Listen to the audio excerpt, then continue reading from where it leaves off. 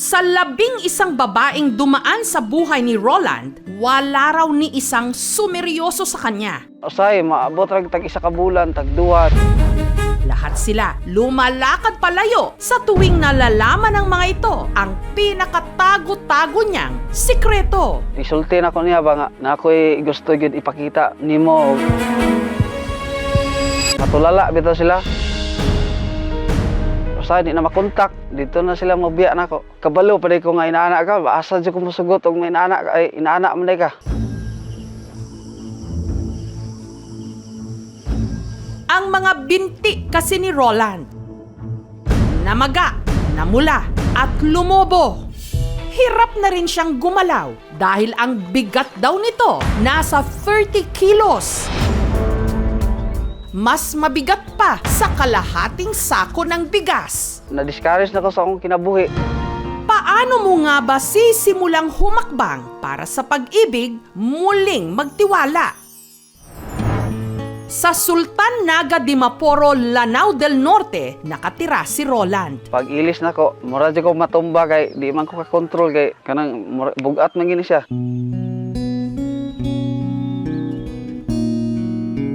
Dahil sa kanyang kondisyon, limitado ang kanyang kilos. Pag nilalakad ko, mahingal-hingal po ako.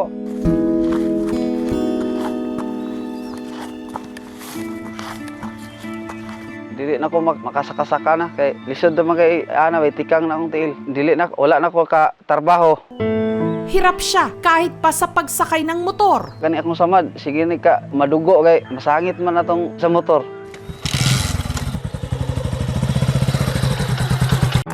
16 anyos lang daw si Roland nung nagsimulang lumobo ang kaliwa niyang paa. Mata na ko pagabuntag siya, dinidako na ni siya, ko ning pula na.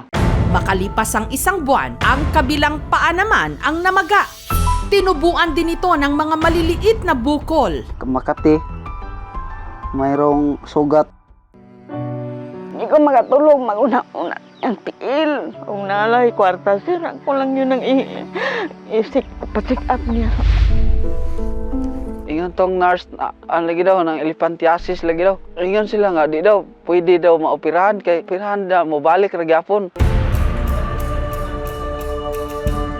Elephantiasis or yung tinatawag na lymphatic filariasis. Nakukuha siya sa simpleng kagat ng lamok. Hindi siya operational. Wala kasing indication ng surgical sa ganitong kaso. Samot na po akong emosyon ba, nakaanak ko sa kaugalingon nga, Lord, nganong ako pa man. Sa kabila ng kanyang kondisyon, si Roland pinilit maging kapaki-pakinabang. Taong 2015, pumasok siya sa pagko-construction sa Cebu, kung saan niya nakilala ang kasambahay na si Jennifer. First jud nako siyang nakitaan diha ra jud sa kalsada, naghakot siya og bus. Yung mukha niya parang artista po. Nagustuhan ko sa mata niya, brown. Pagkakita ko po sa kanya, parang tumibok ang puso ko. Baliwala raton ako siya na time, wala pa ko niya ato nakagusto. Pinapadalhan ko rin siya ng pagkain. Napagpansin po ako na dumadaan sa barracks. Ay, Roland, mag-ingat ka sa ginagawa mo para hindi ka ma-aksidente. Hindi ka nahiya kasi kapag mahal mo ang isang tao, or gagawin mong lahat para mapansin ka lang niya. Sa huli, nahopya si Jennifer. Ang nagustuhan at niligawan kasi ni Roland noong mga panahong yon, ang kanya mismong best friend. May galit, may tampo, hindi sa kanya, doon sa kaibigan ko. Si Roland, sinagot naman daw agad ng kaibigan ni Jennifer. Wala lagi. Pero kalaunan, Mga 1 month lang kami, ay naibawaan naman ako nga, kanang gibinaangan ra ko niya.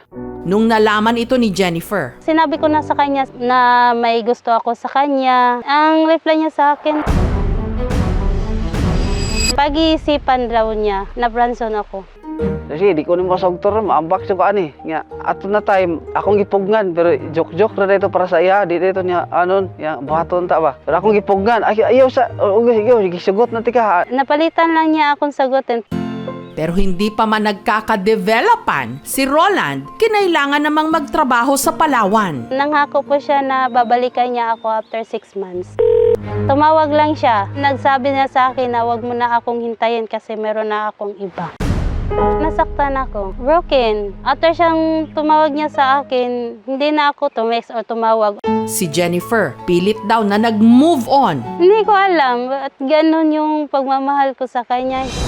Makalipas ang 6 na taon, Nag-post man ko sa Facebook na birthday na ako. Na comment man to siya sa ako Gipost. Ayun ko, kamusta? Bana ko. Tapos, 1 month pa before siya nag-reply sa mga comment ko. Okay lang ako, asawa ko. Hinilig po ako nang mabuti doon sa loob ng kwarto ko. Tinanong niya ako, mahal pa ko noon na ko siya ko. Oo, sabi ko nun, wala mawagtang akong feelings diha nimo. pero si Roland naalangan. Hindi pa raw kasi alam ni Jennifer ang kanyang kondisyon. At takot siyang, gaya ng iba niyang nakarelasyon, iwan din siya nito. Manang yan siya nako na, nako itugan nimo dili ka ma-discourage, dili baka mawagtang imuhang feelings diri nako o nang imuhang pag-love nimo diri nako. Nay say gisen ako na picture. Hindi ako nang diri sa picture na siya niya sa akin. Nang ibabaw pa rin pagmamahal ko sa kanya. At para patunayan na totoo ang naramdaman niya para kay Roland, si Jennifer mula Cebu bumiyahe Palanao del Norte. Kahit anong gawin mong taboy sa akin, kahit sabihin mo pa na babalik na ako sa Cebu, hindi ko yung gagawin. Dito na ko na-feel na yamang hugasan, yang atimanon. Dito na ko nga, ako man siyang gihimo-himo ang binaangan niya. Tinuod ba jud iyang gibati sa kuha. Mo to nakaana ko, dito na ko nahigmata. Kalit tagtulo akong luha ba nga, naaramday babae nga nakadawat dugay na antanay na ilan ako anong wala jud nako siya na gibati og paghigugma din ba dito na ko nagbasol nako ato. Bilang isang tao, sa kanya ko rin na naramdaman na totoong pagmamahal. Hindi niya ako sinasaktan. Tanggap ko po siya kahit anong mangyari, kahit wala na siya pong paa. 2 taon na sila ngayong magkarelasyon. At dahil namamasukan sa Cebu si Jennifer, madalas LDR o long distance relationship sila. Madalas ding may LQ o lover's quarrel. Sinabihan ko siya nga kapag mayroon tayong away, huwag lang tayong maghiwalay.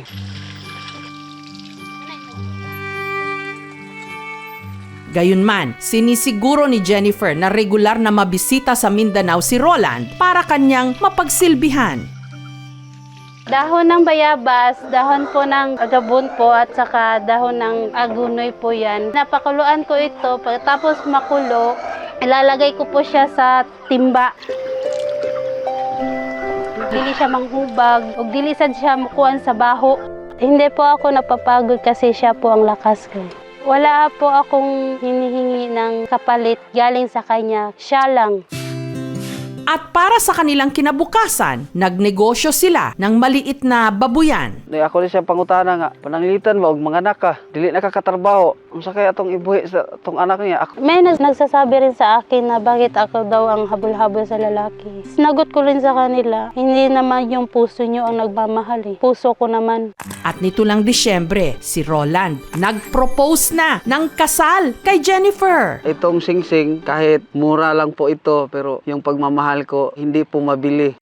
Ang halaga ng singsing, parang wala po yun sa akin. Ang importante lang po, masuot lang namin dalawa. At dahil birthday ni Jennifer nito lang Miyerkules, si Roland, sinorpresa ang kanyang minamahal. Surprise, love. Happy birthday. Salamat.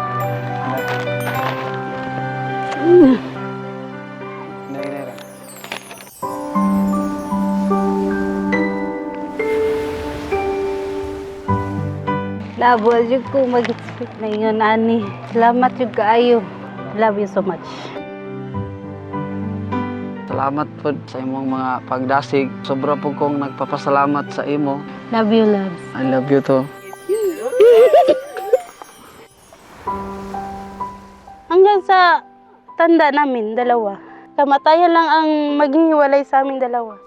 Gusto ko pa rin lumaban para sa kanya kasi napadama niya sa akin na kahit ganito po yung kalagayan ko, tanggap niya po ako. Samantala, para makatulong sa magkasintahan, nag-abot ng tulong ang LGU ng Sultan Naga Dimaporo. Grocery item at saka yung livelihood niya to be followed at Municipal Agricultural Office. Sana mayroon pong tumulong sa aking kalagayan para mapatuloy-tuloy pa po yung relasyon naming dalawa at gusto ko pa rin gumaling po para makabawi po ako sa mga pagkukulang ko. Madalas, kung saan-saan nahahanap ang pag-ibig. Kahit pa kung minsan, ang layo nito sa atin, isang hakbang lang pala.